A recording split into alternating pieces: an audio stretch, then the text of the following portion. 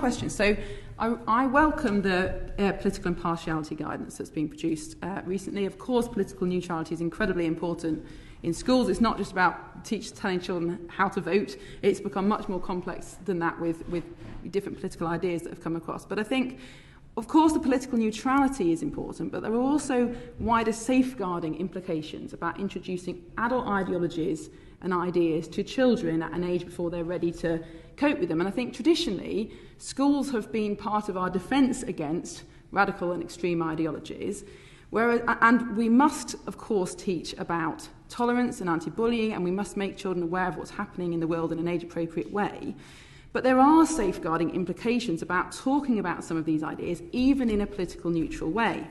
And I'm thinking particularly about the teaching of gender ideology to children 11 and 12 years old, often in RSE or PSHE or by outside organisations.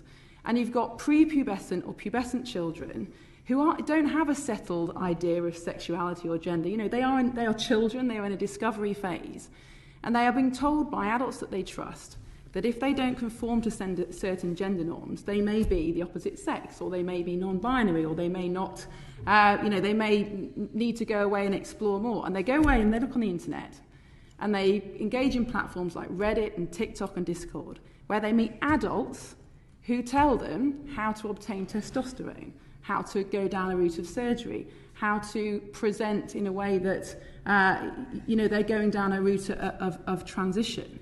And this is an enormous safeguarding risk because they are leading to permanent changes. They're then going back to school. They're telling the school I'm trans. They're then being excluded from normal safeguarding procedures. So I think a recent survey, a YouGov survey, showed that 79% of teachers now say there is at least one trans or non-binary kid in their school. A fifth of teachers said they wouldn't ordinarily tell a parent if that child told them that they were trans. Now, that is a huge safeguarding fail, cutting parents out from a decision that's really important about a children's life. A lot of these children are autistic, so they are latching on to ideas of why they might be different. And as Hilary Cass has recently come out and said in her interim report, socially transitioning a child is not a neutral act.